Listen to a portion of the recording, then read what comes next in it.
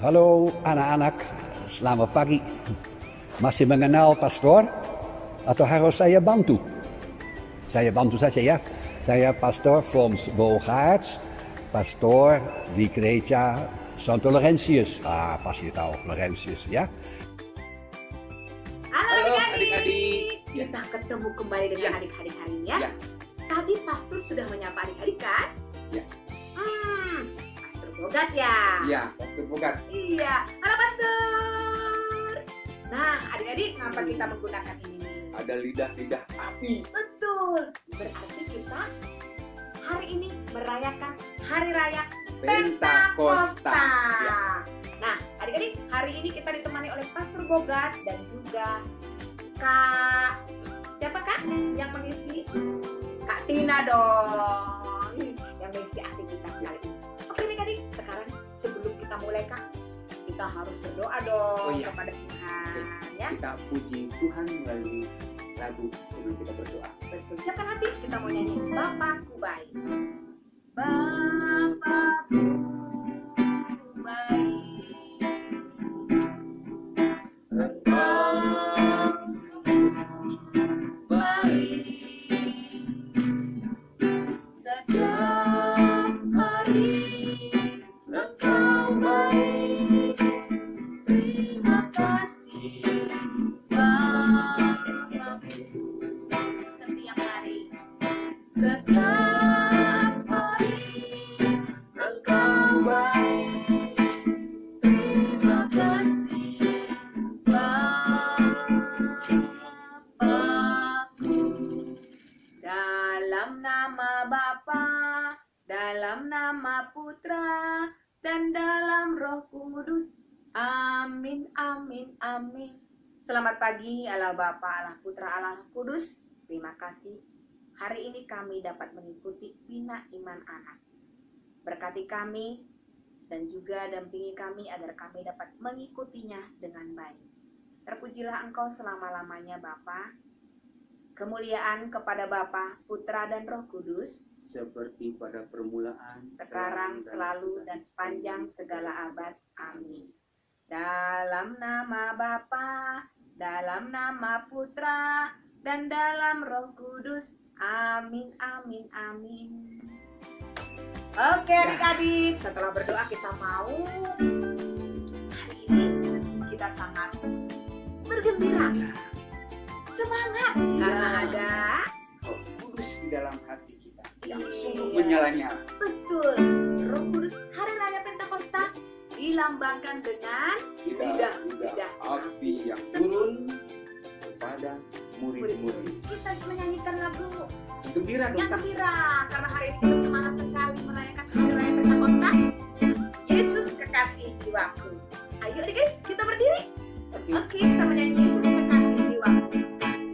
Yesus kekasih jiwaku, sungguh ku percaya padamu, karena kasih-Mu padaku, Kau tebus dosaku. Dari terbitnya matahari dan sampai terbenamnya, Ku angkat lagu pujian, tinggikan nama-Mu. Dengan gendang puji dengan tetapi, oh ku bernyanyi haleluya Yesus kekasihku. Yesus kekasih jiwaku, sungguh ku percaya padamu, karena kasih-Mu padaku, Kau tebus dosaku. Dari terbitnya matahari dan sampai terbenamnya, Ku angkat lagu pujian, tinggikan nama-Mu. Dengan gendang puji dengan kecapi, oh ku bernyanyi haleluya Yesus kekasihku.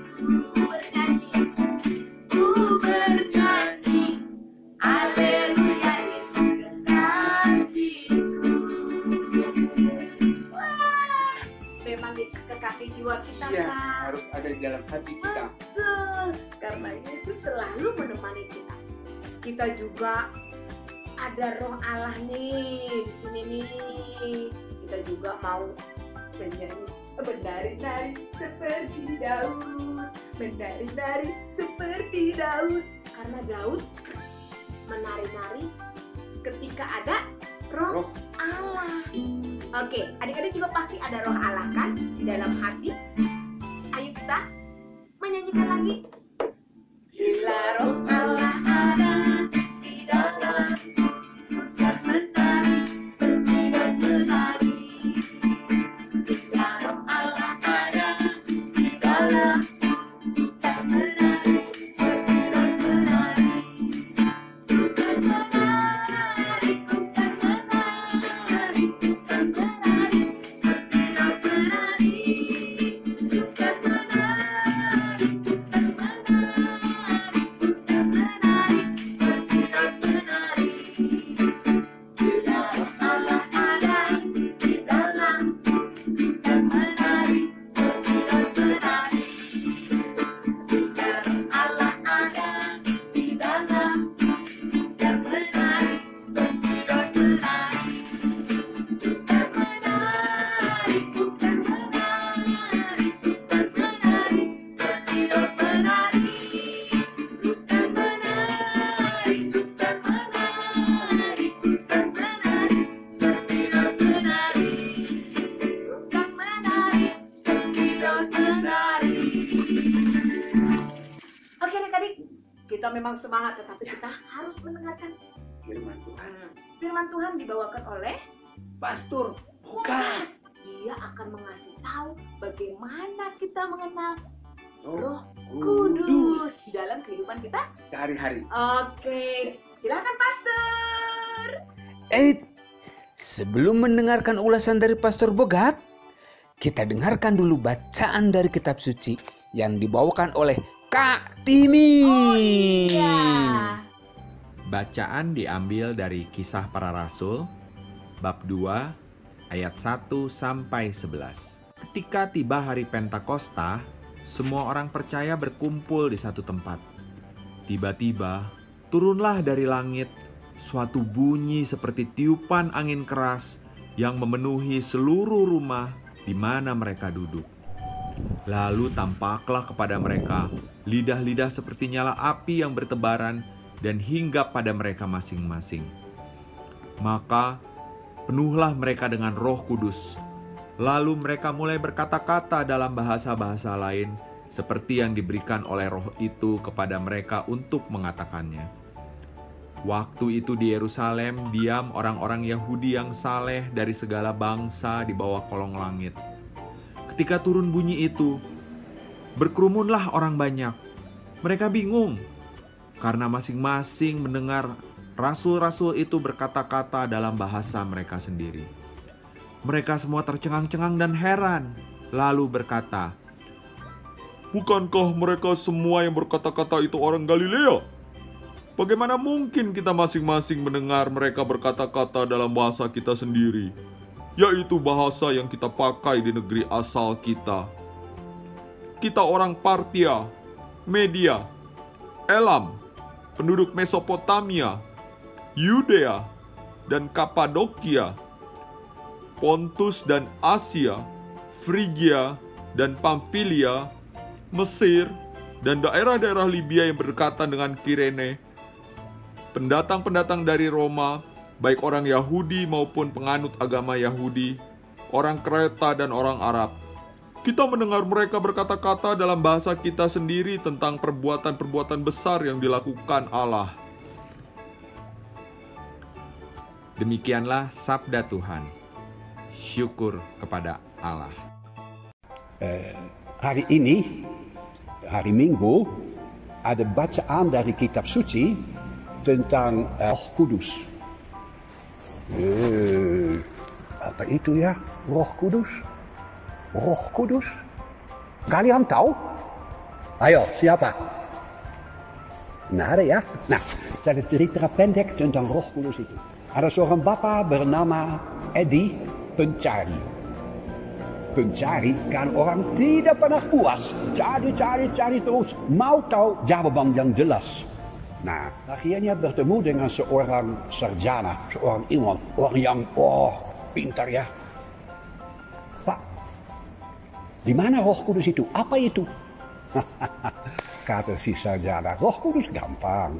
Seperti saya baca buku, lalu habis baca buku, mulai berpikir-pikir, baca buku lagi, pikir, akhirnya tahu Roh Kudus.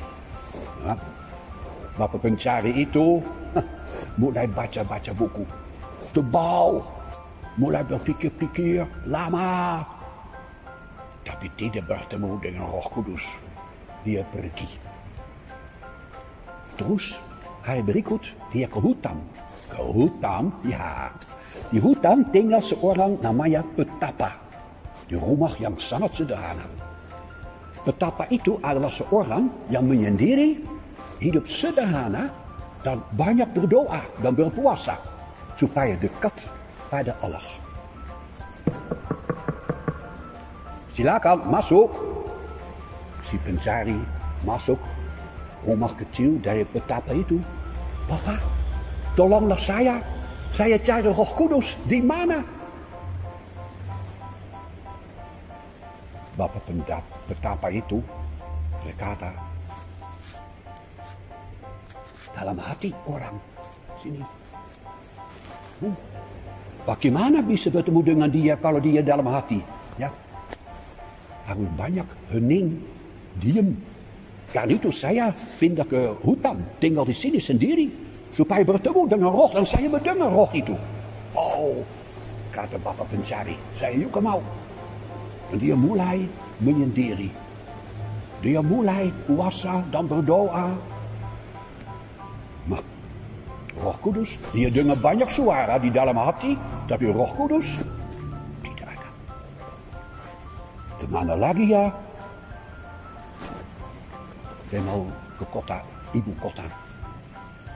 Dia jalan-jalan, dan di pinggir jalan yang cukup ramai, duduk seseorang. Oh, ini suara yang minta-minta. Seperti buta ya? Pak? Bagaimana? Kasihan.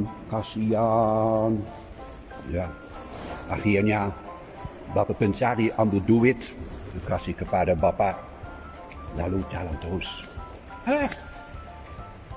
Kenapa saya tidak tanya kepada si minta-minta tentang Roh Kudus? Siapa tahu?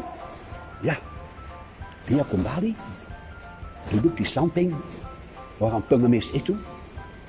Tanya, Pak, tahu tentang Roh Kudus?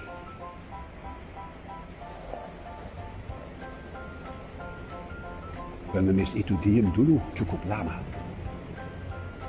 Dan akhirnya ia berkata, Roh Kudus adalah tangan dari teman-temanku.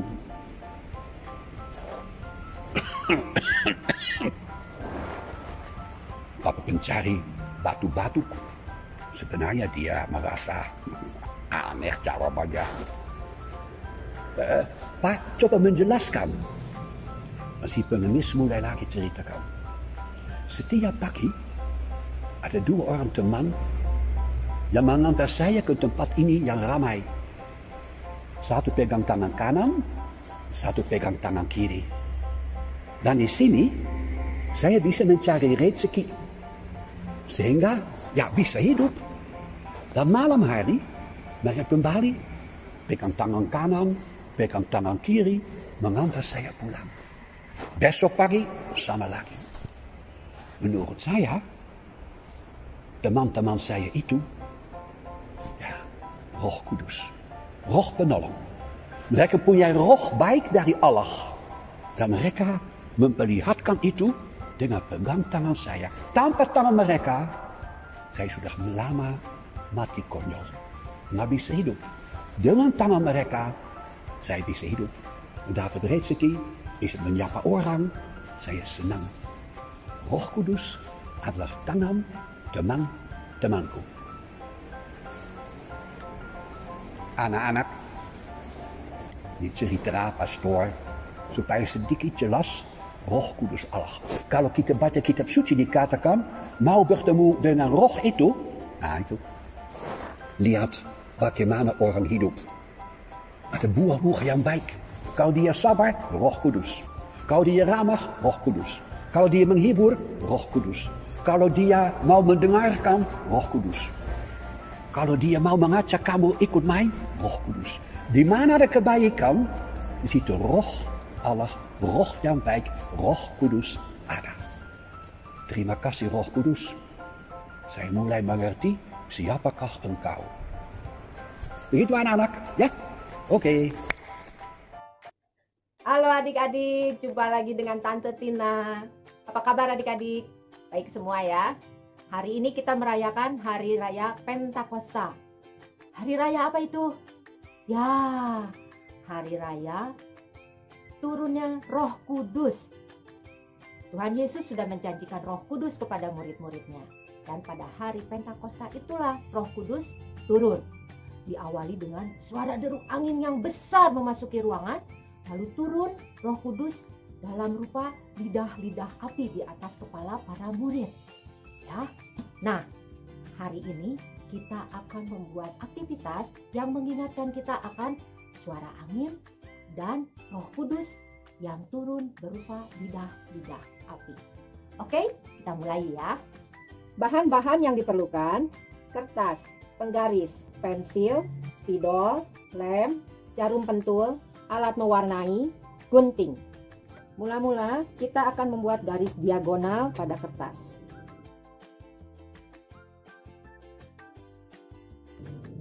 Lalu kita ukur dari titik tengah 1,5 cm ke kanan, 1,5 cm ke kiri. Begitu juga yang garis satunya lagi. Ini adalah titik di mana kita nanti berhenti menggunting. Jadi titik ini perlu sekali ya. Selanjutnya kita akan menggambar lidah-lidah api. Nah, begini gambarnya. Kalian bebas gambar lidah apinya seperti apa. Ini yang Tante Tina buat hanya sebagai contoh ya. Kita akan membuat 4 buah lidah api. Setiap lidah api kita gambar di sebelah kanan garis. Garis. Nah, sebelah kanannya kita membuat. Kita akan mewarnai lidah-lidah api ini. Kalian bisa memakai pensil warna, spidol, atau krayon seperti yang Tante Tina pakai. Tante Tina memilih 3 warna: kuning, jingga, dan merah. Kalian tahu lagu api?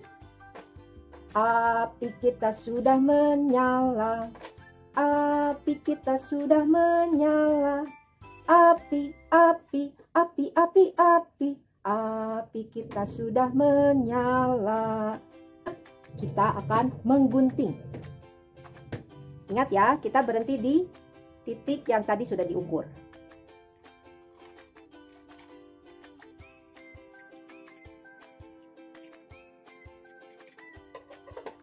Lalu kita akan menyatukan ujung kertas yang tidak ada gambar lidah api ke tengah-tengah. Tapi jangan terlalu tengah, harus maju sedikit ya.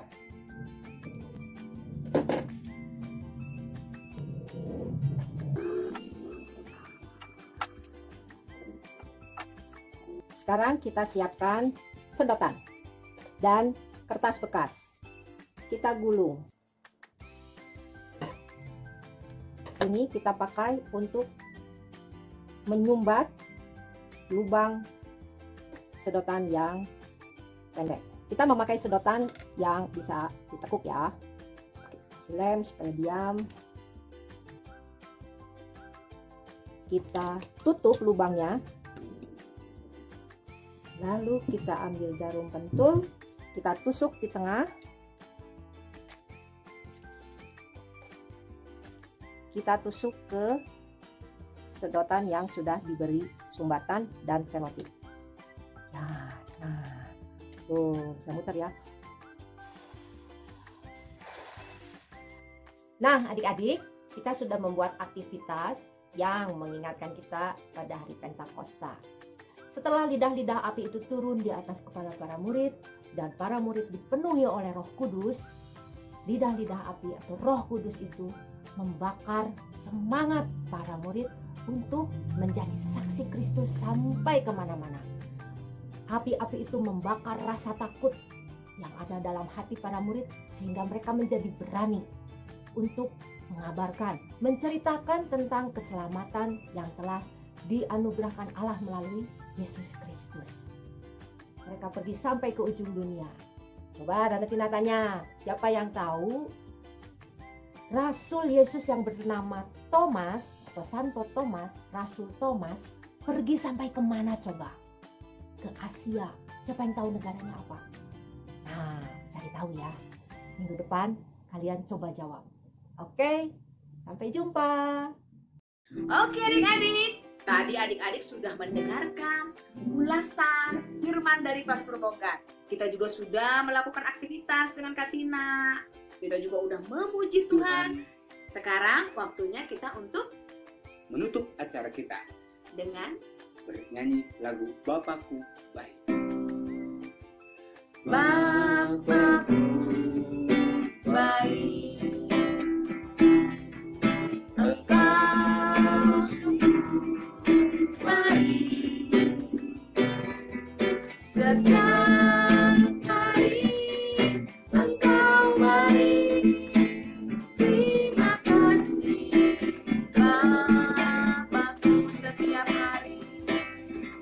Setiap hari Engkau baik. Terima kasih Bapakku.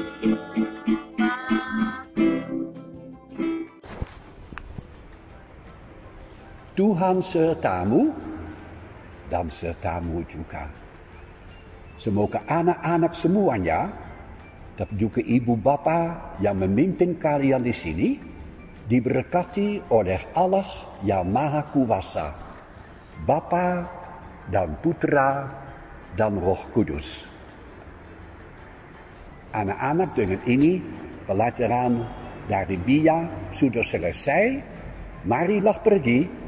Sebab apa? Sebab kita diutus. Di apa? Diutus. Ya, betul.